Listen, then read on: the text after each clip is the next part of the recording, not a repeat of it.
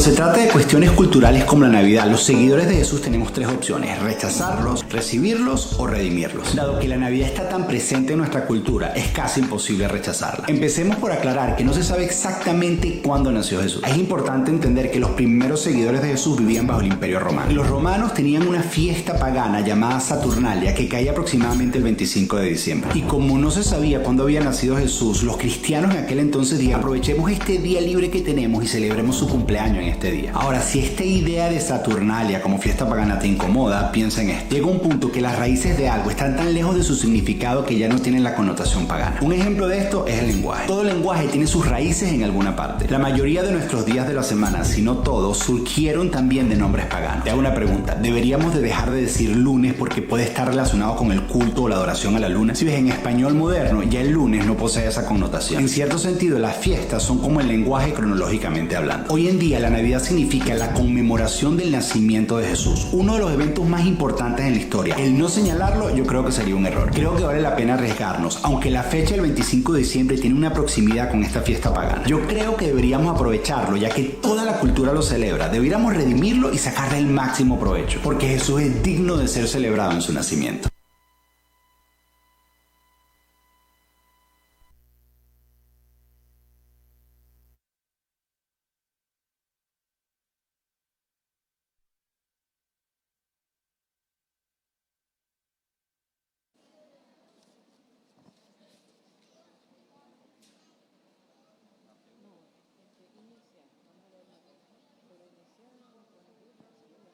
Buenos días, iglesia, Dios les bendiga. Sean bienvenidos todos los que nos están visitando.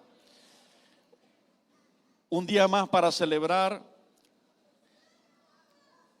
la salvación tan grande que Dios nos ha venido a dar a través de Jesucristo. Y de verdad que ningún ser humano era digno de siquiera acercarse a la presencia de Dios, porque todos, dice la Biblia, hemos pecado. Todos habíamos fallado.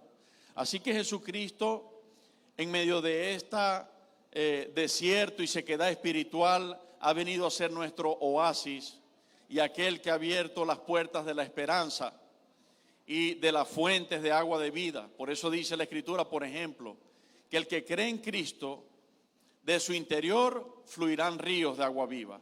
Y habla de que el desierto dejará de ser desierto, el desierto espiritual. Y ahora vamos a ser fuentes donde el Espíritu Santo de Dios fluye y nos da vida y nos usa para dar vida a otros. Así que hoy celebramos una vez más, como domingo a domingo lo hacemos, pero con un énfasis especial, aprovechando esta temporada, que Dios, siendo tan santo y perfecto, se encarnó en su Hijo Jesucristo, se hizo hombre como nosotros para venir a mostrarnos su gloria y su amor. Nadie en la historia de la humanidad ha hecho un acto de amor semejante a este que Jesucristo ha hecho por ti, por mí y por la humanidad entera. Siendo Dios, dejó su trono, se humilló andando en esta tierra sin tener donde dormir muchas veces ni qué comer, pero lo hizo para darnos el mensaje de salvación y de amor. Y lo más terrible, tomó nuestro lugar en esa cruz. Allí Él aceptó ser humillado, ser señalado de cuantas cosas quisieron señalarlo que Él nunca hizo, que nosotros sí habíamos hecho. Y Él aceptó esos señalamientos para que el castigo que nosotros merecíamos no tuviéramos que recibirlo si creíamos en Él. Así que toda nuestra vida celebraremos a Jesucristo, nuestra esperanza, al deseado de todas las naciones. Le damos una cordial bienvenida a todos los que nos están visitando. Hoy, por ser un servicio especial, los niños se quedarán con nosotros y todos estaremos acá. Buenos días, hermanos, Dios les bendiga. Bueno, ¿quiénes saben cómo se llama el servicio de hoy? El título que le pusimos. Eso es picardía. Ha nacido el Rey. Bueno, todos sabemos que nuestro Rey es el Señor, ¿verdad? El Señor Jesús.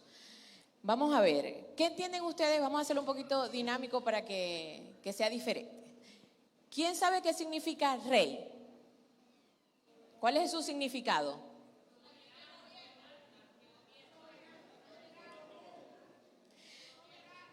Así es. Dice el diccionario que el significado es soberano de una monarquía o reino.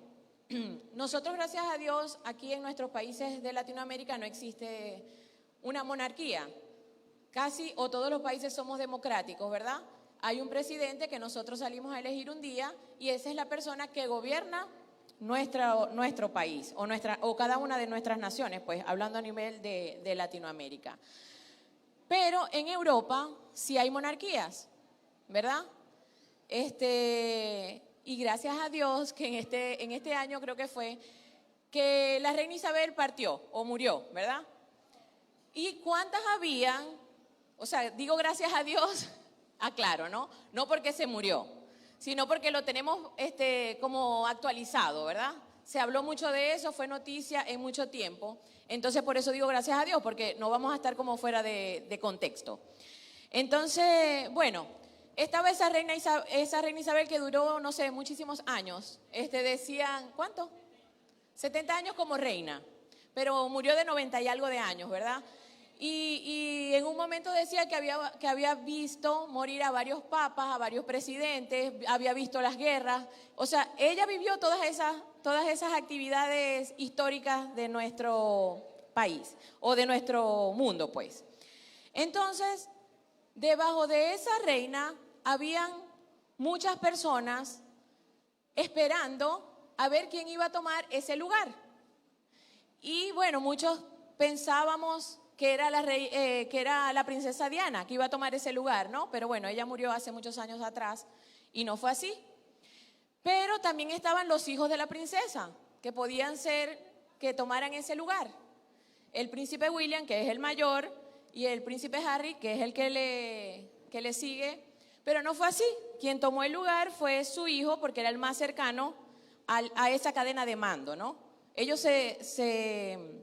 La monarquía se lleva así, pues, es la cadena de mando. Ejemplo, gracias a Dios, Ana Clara, nosotros no somos monarcas ni nada de eso. Pero si nosotros fuéramos reyes, cuando nosotros no estemos, a quien le toca ejercer ese reinado o quien va a llegar a ser rey sería Carlito, porque es el primogénito, es el mayor. Ahorita Carlito no está aquí con nosotros porque está trabajando, porque ya es un niño grande. Bueno, entonces, si nosotros fuéramos monarcas, a Carlito les correspondía, cuando nosotros no estemos, ejercer ese lugar, ¿verdad? Y Ana Clara quedaría como princesa, o sea, quedaría por debajo de Carlitos. ¿Estamos entendidos de lo que es? Me está temblando un poco la mano. Pero creo que quedó claro, ¿verdad? La persona no nace rey, lo hacen rey. Eso es lo que quiero aclarar, ¿verdad? La reina Isabel no nació reina, ella nació en una monarquía, en un linaje, donde eso es cotidiano, pero ella no era reina cuando nació, era una princesa o era una parte de la realeza o de la corte, como le dicen. En estos días veíamos, mi esposo y yo, una película, y a la persona que le tocaba ser reina, porque se había casado con el rey, fíjense esto, ¿no? El rey no le pareció y la mandó le hizo unos juicios que eran mentiras, aparentemente, y la mandó a matar, pues, porque en ese tiempo era la hoguera y todas esas cosas, y la mandó a matar y no pudo llegar a ser reina. O fue reina, pero hasta el tiempo que el rey le pareció a él conveniente que fuera reina, pues. Entonces, bueno, eso es lo que quería explicarles, pero le voy a leer lo que yo escribí aquí. Para hacer el contraste. ¿Qué entendemos como rey? También llamamos rey en la parte de la naturaleza. En la selva se le llama rey al león, ¿verdad? Porque es fuerte, porque se le teme. Que el Señor permita y nunca vea uno, porque yo creo que me desmayaría. Porque es un animal importante, grande, imponente, domina sobre otros. Y bueno, y ya le expliqué lo de la monarquía. Entonces tenemos claro lo que significa un rey. Vamos a buscar Mateo capítulo 2 y vamos a leer desde el versículo 1 al 12. Okay. Mateo capítulo 2, desde el verso 1 al 12 dice: en el nombre del Padre, del Hijo y del Espíritu Santo. Cuando Jesús nació en Belén de Judea, en días del rey Herodes, vinieron del oriente a Jerusalén unos magos, diciendo: ¿dónde está el rey de los judíos que ha nacido? Porque su estrella hemos visto en el oriente y venimos a adorarle. Oyendo esto, el rey Herodes se turbó y toda Jerusalén con él. Y convocados todos los principales sacerdotes y los escribas del pueblo, les preguntó dónde había de nacer el Cristo. Ellos le dijeron: en Belén de Judea, porque así está escrito por el profeta: y tú, Belén de la tierra de Judá, no eres la más pequeña entre los príncipes de Judá, porque de ti saldrá un guiador, que apacentará a mi pueblo Israel. Quiero pedirles la mayor reverencia posible y silencio en la medida de lo posible. Entonces Herodes, llamando en secreto a los magos, indagó de ellos diligentemente el tiempo de la aparición de la estrella. Y enviándolos a Belén dijo: id allá y averiguad con diligencia acerca del niño, y cuando le halléis, hacedmelo saber, para que yo también vaya y le adore. Ellos, habiendo oído al rey, se fueron, y aquí la estrella que habían visto en el oriente iba delante de ellos, hasta que llegando se detuvo sobre donde estaba el niño. Y al ver la estrella se regocijaron con muy grande gozo. Y al entrar en la casa y vieron al niño con su madre María, y postrándose lo adoraron, y abriendo sus tesoros le ofrecieron presentes: oro, incienso y mirra. Pero siendo avisados por revelación en sueños que no volviesen a Herodes, regresaron a su tierra por otro camino. Ok, en el relato, en el pasaje bíblico, ¿verdad? Vemos que el Señor le mostró a esos magos, a esos sabios en ese tiempo, que había ya nacido el Rey, que había nacido Jesucristo, el Salvador de Israel, nuestro Salvador, ¿verdad? Y ellos salieron porque ellos se imaginaban que no había nacido cualquier persona, ellos sabían quién había nacido, ¿verdad? Y ellos, por lógica, dijeron: bueno, si es el Rey, debe estar en el mejor lugar, en la capital de ese país. Ejemplo, si hubiese nacido en Venezuela, hubiese nacido en Caracas, ¿verdad? Para que estemos bien claros. Ellos pensaron que era así. Entonces ellos llegaron ahí y dijeron: ¿dónde fue que nació el niño? Porque nos imaginamos que había sido aquí. Y ya ustedes saben lo que Herodes les dijo. Herodes los mandó y les dijo: bueno, vayan a ver, y vienen y me avisan dónde nació, porque nosotros también queremos adorarle. Pero era mentira, ellos no querían hacer eso. Ahí en el relato también vemos que después que ellos se retiran y la estrella los guió hasta donde Jesús había nacido, que había nacido en un lugar donde no hubiese nacido el rey, o no se pensaba que un rey pudiera haber nacido, porque si nosotros, cuando vamos a tener nuestros hijos, queremos por lo menos una clínica decente, ¿verdad? Bueno, no queremos ir al hospital porque es mucho problema, ¿qué tal? Vamos a reunir, mi amor, de donde sea, vamos a prestar dinero y por lo menos una clínica económica pagamos. Ellos se imaginaban que ese rey había nacido en el mismo lugar, porque las intenciones que Herodes tenía no era de ir a adorar, sino que de irle a acabar con su vida, porque no le convenía. Ya el enemigo lo estaba usando a él para acabar con él, pero eso era imposible, porque ya el Señor había determinado lo que Jesús venía a hacer por nosotros.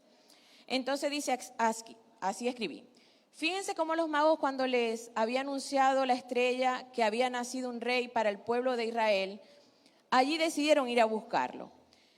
Pero vamos a leer, ¿verdad? El versículo 2. Y vamos a irnos a lo que empecé a explicar, de las jerarquías para que una persona pudiera llegar a ser rey, que tenía que esperar que el rey que estuviera al mando muriera o lo destituyeran para él poder llegar a ser el rey.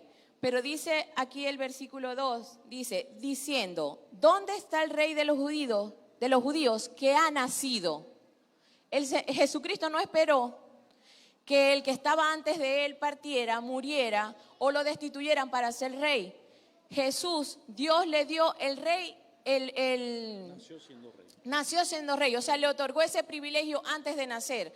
Pudiéramos decir que Jesús es rey desde que estaba en el vientre de María, porque era rey, porque sigue siendo rey, porque es nuestro rey, ¿verdad? Quiere decir que Jesús, yo le estaba diciendo cuando estábamos haciendo la enseñanza a Carlos, ¿verdad? Yo recibí a Cristo un noviembre.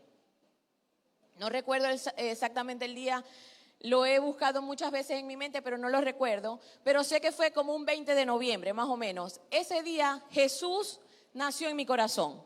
¿Por qué? Porque yo le abrí el corazón y le dije, Señor, yo te recibo como mi Rey y mi Salvador. Yo quiero que tú gobiernes mi vida, que me enseñes qué es lo que debo cambiar, qué es lo que tú tienes para mí, cuál es tu propósito en mi vida. Ayúdame a entender para qué me trajiste. En pocas palabras, ¿verdad? Entonces, ese día Jesús nació en mi vida. Ese día yo lo hice rey de mi vida. Pero Jesús es rey desde que Él vino a esta tierra. Desde antes de nacer ya era rey. Estamos claros, ¿verdad? Entonces, Jesús no es rey porque los evangélicos decimos que Jesús es rey. O porque de pronto un loco llegó y dijo, bueno, vamos a poner a Jesús rey, pues. No, Jesús es rey porque Dios le determinó ese nombramiento, porque Dios lo hizo rey para salvar a nosotros, su pueblo. Hacía muchos años atrás, Dios el Padre, a través de los profetas, valga la redundancia, había anunciado y profetizado que nacería un rey justo. Decía, para justicia, nacerá un rey justo y para justicia reinará, ¿verdad? Y describe las características de ese rey justo y describe las características de su reinado. Cuando mi esposa hablaba de la gran diferencia entre los reyes terrenales, es que los reyes terrenales no nacen siendo reyes, sino que nacen como aspirantes porque están en ese árbol genealógico y hay que esperar en el desarrollo de los días si les toca a ellos o no, si son primogénitos o no. Pero Jesucristo, a gran diferencia, no tuvo que esperar nada. Esta gente... hay gente que se confunde al no estudiar, pero cuando allí esta versión Reina Valera usa la palabra mago, no está hablando de lo que hoy conocemos nosotros como un mago, como un adivino o un agorero. Cuando uno lo estudia a profundidad, encuentra que en el hebreo la palabra con que se habló de ellos habla de gente sabia, eran sabios, gente que estudiaba la Biblia y estudiaba, según la Biblia, las señales que Dios hacía en el sol, en la luna, en las estrellas y en la tierra. Por lo tanto, Dios les había dado sabiduría para que ellos supieran y se cumpliera la palabra en todas las cosas. Mi esposa decía que no encontraron lugar, que ellos se imaginaban que iba a ser en la mejor clínica de la capital de ese país. Y resulta que lo consiguieron en el corral con unos animales. ¿Ok? Pero la Biblia había dicho a través del profeta, desechado y despreciado entre los hombres. Desde el vientre de su madre, desde María, estando Jesús en el vientre, ya estaba siendo desechado.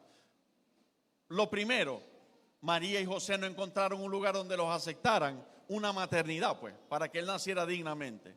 No lo encontraron, la despreciaron, le dijeron no hay lugar. Lo segundo, el gobernador entonces, cuando se dio cuenta de que estos sabios anunciaban que estaba naciendo el rey, no quien iba a ser rey luego, estaban haciendo ya un rey, porque ellos dicen, como dice mi esposa en el verso 2, ¿dónde está el rey de los judíos que ha nacido? Nació siendo rey. Entonces el gobernador entonces se levanta su ego y su celo y manda a matar a todos los niños de ese lugar que habían nacido en esa fecha. El propósito era matar a Jesús, pero como no sabía cuál era, dijo maten a todos. Por eso José y María, por orden de un ángel de Dios, se fueron hacia Nazaret de Galilea y entonces a Jesús se le dice Jesús de Nazaret. Pero Jesús nació en Belén de Judea. Ok, entonces nos quedó claro, ¿verdad? Que Jesús no lo hicieron rey. Dios lo hizo rey, ya Dios lo había predestinado rey para salvarnos a nosotros. Y hago un paréntesis y una reflexión personal, ¿no? Y yo digo, Señor, tú me amas tanto que tú dejaste ese reino tan hermoso, sin necesidad, sin sufrimiento, sin dolor, para venir a esta tierra a hacerte hombre para darme salvación a mí, que no lo merecía. Él no merecía venir a sufrir por mí. Yo merecía pagar por lo que yo hago mal. Pero el Señor nos ama tanto y vino a salvarnos y vino a hacerse rey de nosotros porque Él nos vio un valor que a lo mejor ni nosotros mismos lo vemos. Él vio un valor en nosotros que nosotros mismos no vemos en nosotros. ¿Sí me explico? Él envió a su Hijo y Jesús permitió todas esas cosas porque nos ama con un amor eterno, porque nos está guardando y porque nos va a llevar a ese lugar de donde Él dejó para venir por nosotros. Él nos va a llevar. Yo no sé si ustedes lo anhelan, pero yo lo anhelo todos los días. Yo le digo, Señor, ya quiero estar en esa presencia tuya, en ese lugar que tú nos has guardado. Entonces, bueno, sabemos que Dios es rey antes de todo. Y después de todo va a seguir siendo rey, ¿no? Es impresionante, pero cada señal profetizada en Jesús fue cumplida. Y por ejemplo, Él estaba naciendo y dice que esos sabios siguieron las señales y llegaron al lugar de su nacimiento y abrieron sus tesoros. Cuando ustedes ven el verso 11, dice que ellos tenían tesoros, tenían joyas muy valiosas. Y dice que abrieron sus tesoros. En los profetas está dicho que las naciones o las riquezas de las naciones serían traídas a Él. Y en este momento se estaba comenzando a cumplir esa profecía que no se ha completado. ¿Por qué?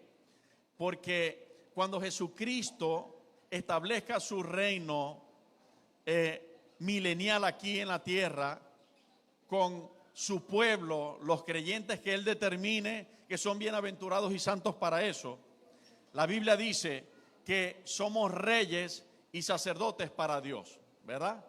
Los reyes, que en ese entonces no serán estos reyes terrenales que hoy vemos, sino nosotros, el pueblo de Dios, que se ha guardado para Él, le van a dar toda adoración a Él y le van a entregar a Él toda riqueza. Y aquí comenzaban a anunciarlo proféticamente a una escala pequeña, lo que estaba anunciado y se va a terminar cumpliendo. Pero, ¿por qué dice la Biblia que Él es el deseado de todas las naciones? Tenemos que entender el contexto histórico donde Israel estaba viviendo cuando Jesucristo nace, cuando nace el rey de los judíos. Si tú estudias historia, te das cuenta que Israel estaba subyugado por el imperio romano. Estaban siendo subyugados y oprimidos por ellos. Los romanos llegaron a sus tierras y tomaron sus tierras como si ellos fueran dueños, porque tenían un poderío militar en ese entonces mayor que el de los israelitas. ¿Ok? Estaban más desarrollados, tenían compañías de centuriones y bueno, legiones de soldados y todo eso. A la fuerza ellos tomaron autoridad sobre un pueblo que no les pertenecía. Y por ejemplo, para que tengan una idea, escenas de su opresión. Aquella escena que he compartido con ustedes cuando llega el cobrador de los impuestos a Pedro, y Pedro no tenía dinero para pagarle, y Jesús hace el milagro con Pedro y le dice: tira, saca un pez y ábrelo, allí están las monedas del impuesto tuyo y el mío, dáselo. Esos cobradores de los impuestos eran romanos, y a veces quienes cobraban eran personas del pueblo judío que se unían a los romanos como siervos de ellos y los ponían a cobrar. Por eso eran publicanos y los rechazaban, porque ellos estaban siendo oprimidos. Entonces el pueblo israelí necesitaba de alguien que los libertara. Una de las confusiones que tienen los judíos es que ellos esperaban que en ese momento su Mesías Salvador iba a llegar con un poderío, como enseña la Biblia que será su segunda venida sobre el caballo blanco y todos esos ejércitos. Pero en esta venida el Señor no lo había anunciado así. Había anunciado que Él iba a ser desechado y despreciado entre los hombres. Y fíjense ustedes, los primeros que lo desprecian son sus coterráneos judíos. Lo desprecian. Y hasta ahora muchos no aceptan que Él es el Mesías y esperan a un Mesías. Porque ellos saben que viene un Mesías, pero no se han dado cuenta que ya vino por primera vez. Entonces, hay un contraste maravilloso, porque ¿qué representaba un rey para el pueblo de Israel? Y les voy a leer este relato. Más bien desde nacer ya era rey. ¿Para qué nace un rey? Lógicamente para reinar. Pero ¿para qué necesitamos un rey? Para ver el por qué. Regresemos a un periodo en la historia del pueblo de Israel de este tiempo. Conocemos algunas historias, sabemos de Sansón, por ejemplo, con su larga melena de cabello. También hemos oído de Gedeón, que derrotó a un ejército de miles con solo 300 hombres y unas trompetas. Me refiero al tiempo de los jueces. Después de conquistar la tierra prometida bajo el liderazgo de Josué, los israelitas abandonaron a Dios y cayeron en una terrible rutina.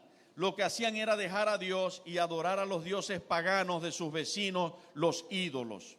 Cuando ellos hacían esto, Dios los castigaba entregándolos en manos de otras naciones. Estas otras naciones venían y los conquistaban, matando a algunos y obligando a los demás a pagar enormes tributos o servir de esclavos. Cuando esto sucedía, los israelitas se acordaban de Dios, clamaban a Él y entonces Él levantaba un juez que los guiaba para derrotar a sus enemigos. Estos eran los hombres como Sansón, Gedeón, Jefté, una mujer llamada Débora, pero después de poco tiempo volvían a sus viejas costumbres.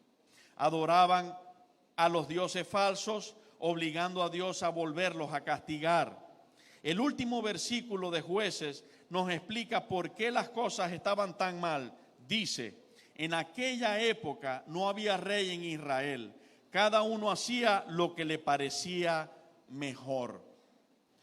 Cuando vemos la sociedad que nos rodea, vemos mucho parecido con aquellos días. No es cierto, cada uno hace lo que le parece mejor. Esta semana el patriarca cristiano de la familia Estrella de un reality show hizo titulares por simplemente expresar en una entrevista que la homosexualidad es pecado. Como resultado, la red televisiva lo despidió del programa. Estamos viviendo en días en los que una persona puede hacer o decir lo que le dé la gana, con tal de que no le diga a otro que lo que está haciendo está mal. En realidad, cada uno hace lo que le parece mejor. La sociedad se vuelve más caótica y las normas que antes gobernaban la vida se tiran por la ventana. Al principio parece una liberación, pero al final la vida llega a carecer de sentido. Fue por esto que Dios instaló a un rey para el pueblo de Israel. La nación llegó a sus mejores tiempos bajo el liderazgo del rey David. No fue perfecto, pero libró a los israelitas de sus enemigos y estableció un gobierno que permitió que la nación floreciera. Estableció la paz y sobre todo guió al pueblo a adorar a Dios. Pero David era profeta. Dios le prometió que uno de sus descendientes gobernaría para siempre. Para aquel entonces, los reyes entraban a su periodo de autoridad. Y si ustedes leen el libro de los reyes, de las crónicas, del profeta Samuel, se dan cuenta de que la mayoría de esos reyes daban la espalda a Dios y comenzaban a adorar a ídolos. Y entonces por eso ellos perdían sus bienes, perdían sus territorios, eran oprimidos. Y para ustedes contar, ciertos reyes, entre ellos David, hicieron lo bueno delante de Dios.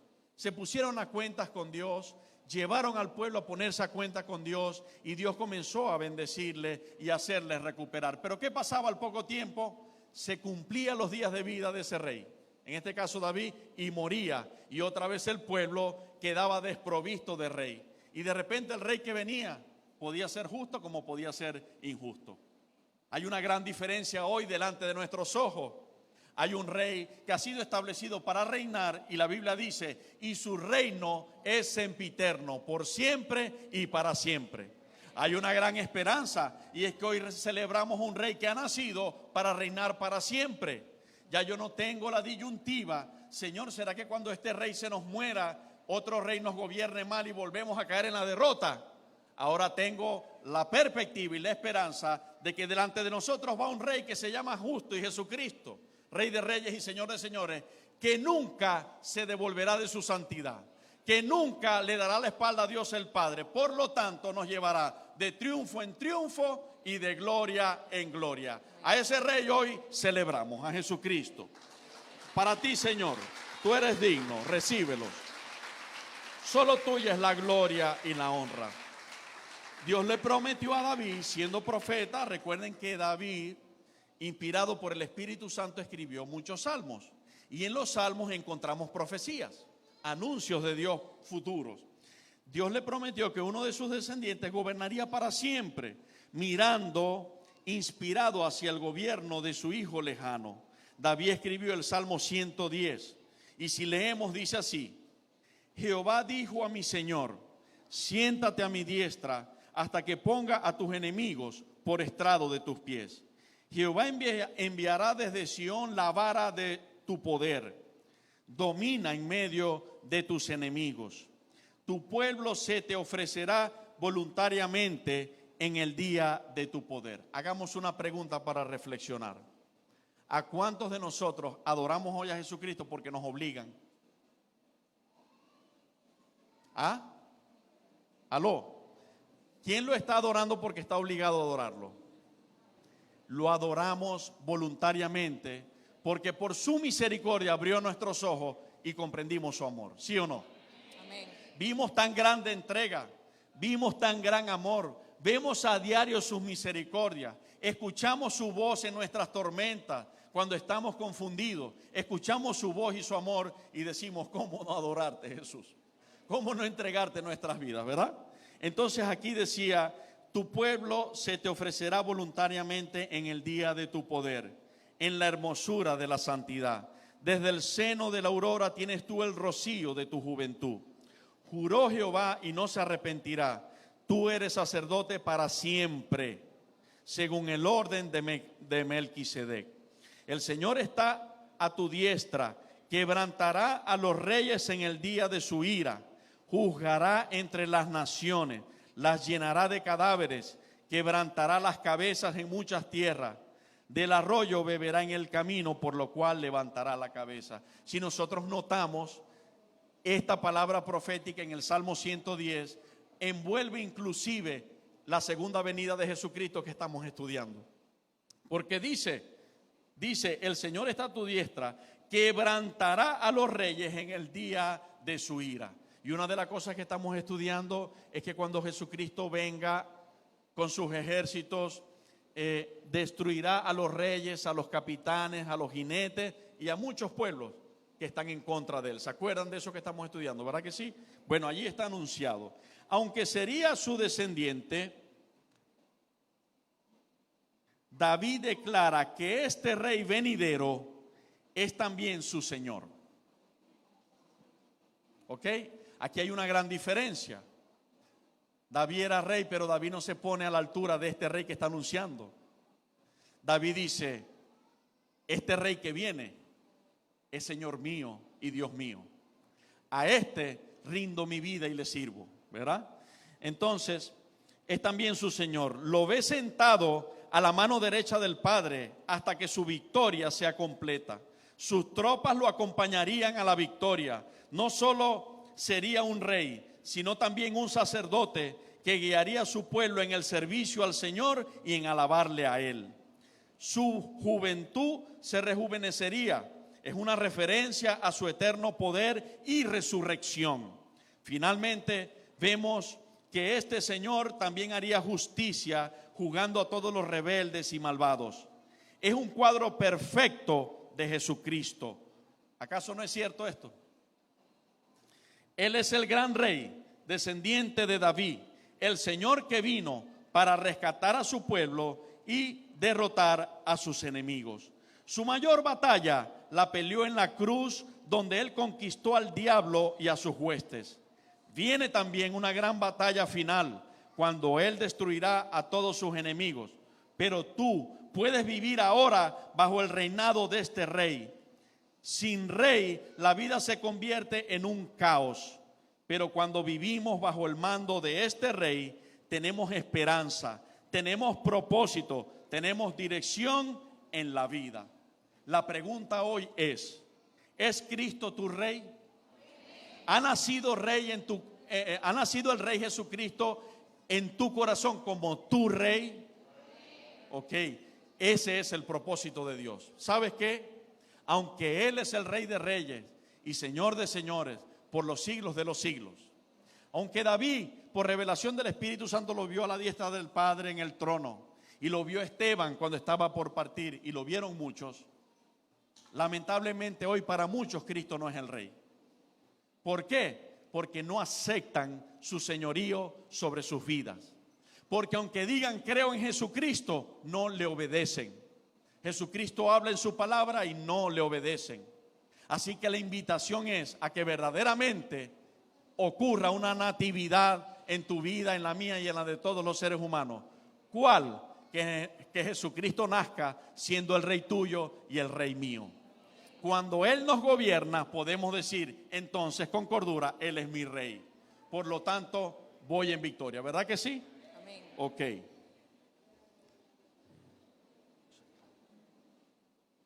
Hasta aquí. Le has entregado el control de tu vida. Cuando tú lo reconoces como Señor y Salvador, le estás haciendo tu Rey. Estás sometiendo tu vida a su control. Pero en ese momento tú no lo sabes todo acerca de lo que Cristo desea de ti. En otras palabras, no conoces todas las leyes de tu Rey. Es por esto que en la gran comisión Cristo no solo nos mandó a ser discípulos, también nos mandó a enseñarles todo lo que Él nos ha mandado. En otras palabras, vivir bajo el reinado de Cristo significa aprender cada vez más lo que Él quiere de nosotros e ir entregándole cada área de nuestras vidas. ¿Cuántos estamos dispuestos a dejar que Jesucristo cada día más nos gobierne y un día nos encontremos haciendo la perfecta voluntad del Señor? Quería decirte que entre los anuncios, Mateo capítulo 1, desde el verso 18, dice, el nacimiento de Jesucristo fue así, ya David lo leyó, voy a resaltar el versículo 21, y dice, y dará a luz un hijo, y llamará su nombre Jesús, porque él salvará a su pueblo de sus pecados.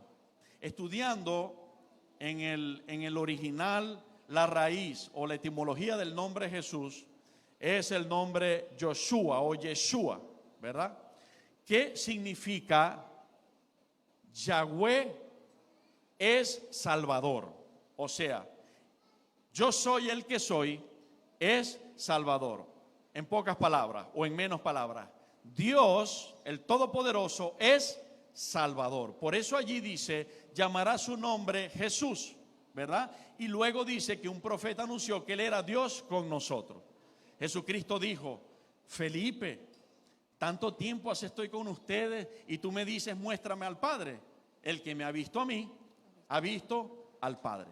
Así que cuando tú y yo decimos Jesús en español, porque ese es nuestro lenguaje, nosotros estamos diciendo, el Dios Todopoderoso es Salvador. Por eso allí dice, y llamará su nombre Jesús, porque Él salvará a su pueblo de sus pecados. Quizás tú te has visto subyugado o subyugada por pecados tuyos o de otras personas que te oprimen y te hacen daño. Y quizás tú no encuentras la fuerza para dejarlo o para que esa persona lo deje. Quiero decirte que la buena noticia es que hay un Dios todopoderoso, Salvador. Se llama Jesucristo y Él nos salva a nosotros de nuestros pecados y a cualquier otro que en pecado te quiera venir a destruir la vida. Jesucristo es tu Rey y también es tu Salvador. Ok. Terminamos preguntando. Es una pregunta no para que nos la respondas aquí en voz alta. Es una pregunta para que te la lleves en tu corazón meditando en ella. ¿Ha nacido el Rey en tu corazón? Jesucristo ya nació. Eso nadie lo va a cambiar. Eso no va a volver atrás de ese tiempo. Jesucristo ya nació. Pero vuelvo a preguntar, ¿ha nacido ese Rey Jesucristo en tu corazón? Ese es para que nos las llevemos de reflexión. Que un día nos podamos encontrar que no solamente decimos creer en Él, sino que verdaderamente nuestras vidas están bajo su autoridad. Su dominio nos controla, su dominio nos guía. Entonces, el efecto de la justicia será paz y la labor de la justicia, reposo y seguridad para siempre.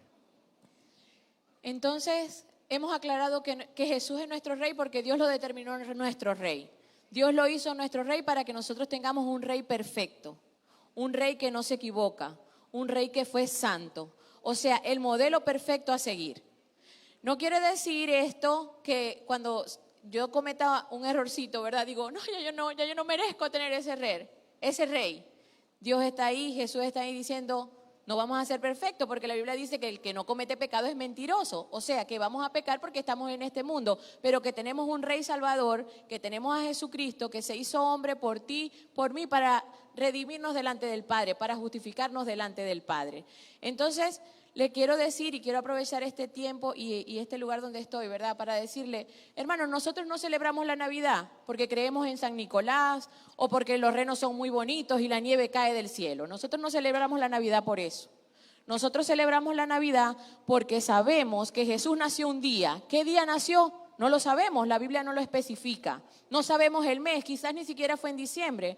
Muchos estudiosos dicen, bueno, no fue en diciembre por esto o por aquello, por el tiempo en que estaban los animales afuera y en esa época no hubiesen podido estar afuera, qué sé yo. Pero nosotros determinamos que el 24 de diciembre nosotros estamos celebrando el nacimiento de Jesucristo. El Señor conoce la intención de su corazón, hermano. El Señor sabe lo que en su corazón hay. Si en nuestro corazón está celebrar el nacimiento de Jesús, Él no nos va a señalar por eso. Él nos va a entender que estamos celebrando su nacimiento, así como lo hacemos cada vez que nuestros hijos cumplen años. En mi casa, todos los 25 de enero hay una torta porque mi hijo cumplió año. En octubre el 22 hay una torta porque mi hija nació, el Señor nos dio, nuestra hija nació y cumple año. Y así el día del cumpleaños de cada uno de nuestros padres o de cada uno de nosotros. ¿Qué estamos haciendo entonces? Ese día nosotros estamos celebrando que Jesús nació. Si lo está haciendo de otro modo, bueno, hermano, póngase a cuenta con el Señor. Porque la celebración es que Jesús nació. Entonces yo dijera, bueno, pero entonces mi Navidad es noviembre, más o menos 20, porque ese fue el día que Jesús nació en mi vida. Pero entonces vamos a ponernos con eso, vamos a seguirlo. Y vamos ese día a adorar todos en sus casas, con su familia, que Jesús nació. ¿Estamos de acuerdo? Ok, como muestra simbólica, siempre en esa fecha hacemos un intercambio, nos damos regalitos. Y esto es bueno. Ojalá que todo el año nos diéramos regalitos. Y que cuando me vayas a dar el mío sean quesillos. Pero, ¿qué pasa? Ese día o cualquier día preguntémonos, ¿qué regalo tengo para ti, Jesús? Porque siempre te pedimos, siempre te damos gracias. Y está bien, debemos hacerlo porque ¿a quién buscaremos sino a Él? ¿A quién iremos en nuestras necesidades sino a Él? Pero siempre digamos, ¿qué regalo te puedo dar? Y yo me voy a adelantar, atrever a creer, saber lo que el Señor te puede responder como me ha respondido a mí. Pero el Señor una y otra vez me ha dicho, el mejor regalo que me puedes dar es tu vida para yo poder ser tu Salvador plenamente. El mejor regalo que me puedes dar es tu corazón para yo poder dominar en él y llevarte a donde yo quiero. Así que, ¿quieres un regalo que me agrade? Entrégame tu vida en obediencia y eso me va a agradar. ¿Ok? Lo digo bíblicamente. Jesús tuvo una obediencia perfecta y la tendrá siempre. Por eso el Padre, cuando Él se está bautizando, le dice, este es mi Hijo amado en el cual yo tengo complacencia. Lo queremos complacer, no sacrificios, sino entrega a Él, obediencia a Él.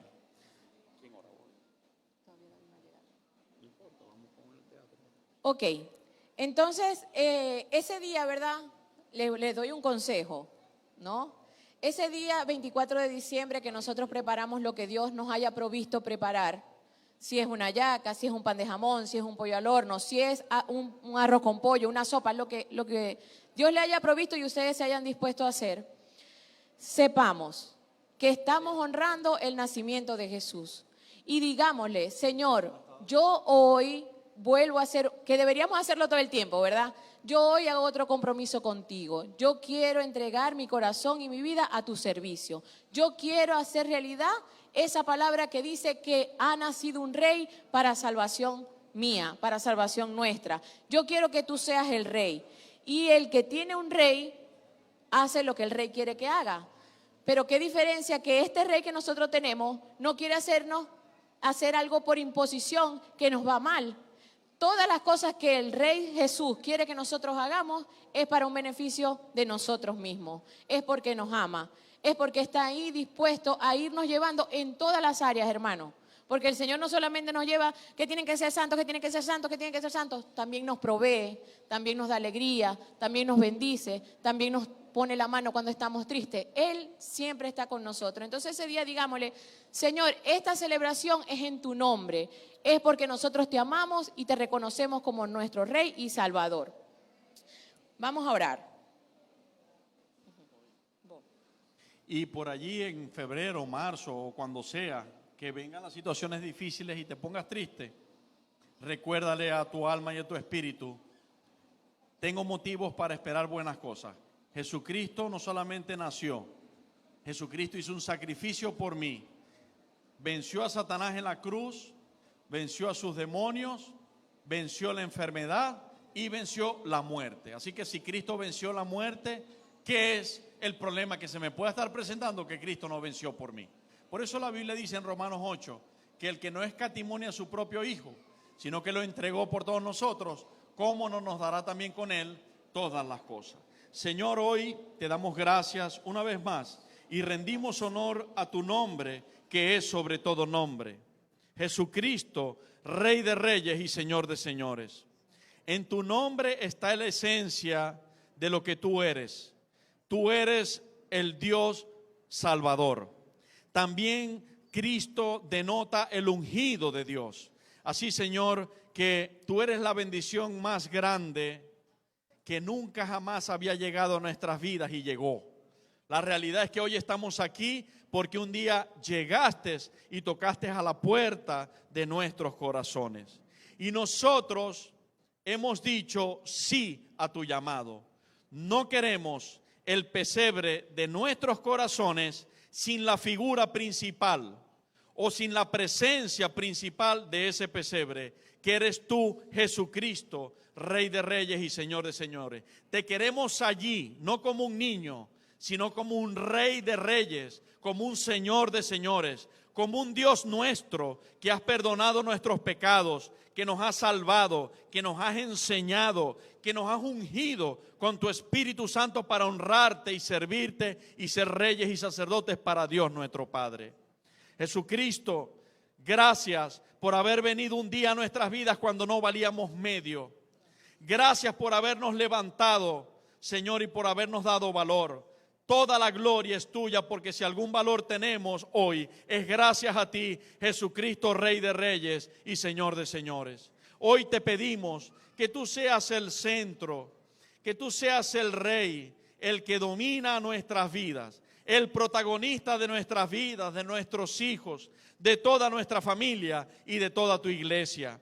Y que nos utilice, Señor, como iglesia y pueblo tuyo, para que muchos familiares nuestros y mucha gente que aún no conocemos pueda ser alcanzado por tu amor y tu misericordia, por tu gran salvación. Rey Jesucristo, hoy una vez más te decimos que el único Rey de nuestra vida y de nuestra familia y de nuestra iglesia eres tú. El Rey ante el cual toda rodilla se doblará de los que están en el cielo, en la tierra y debajo de la tierra. Qué bendición, Padre, es que por tu misericordia hoy hemos podido a tiempo doblar nuestras rodillas y nuestros corazones ante el único Rey verdadero, que es el Rey eterno. El Rey que no caduca su periodo de autoridad, sino que es por siempre y para siempre. Ese es el Rey nuestro. Gracias, Señor. A ti te damos en esta mañana toda la gloria, toda la honra y todo el honor. Amén y amén. Quiero preguntar, ¿hay alguna persona entre nosotros que quiera decirle a Jesucristo que entre plenamente en su corazón y sea su Salvador y su Rey? O que quiera reconciliarse con Jesucristo en esta mañana. Si hay alguien que quiera hacerlo, podemos orar contigo. Yo te pido que levantes tu mano, si hay alguien aquí con ese deseo. ¿Ok? Bueno, gloria a Dios. Espero que todos seamos cristianos. ¿Ah? ¿Una niña? Gloria a Dios, adelante. Ven, ven mi amor, vamos a orar. Gloria a Dios, un aplauso al Rey. Dejar a los niños venir a mí, no se lo impidáis, porque de ellos es el reino de los cielos.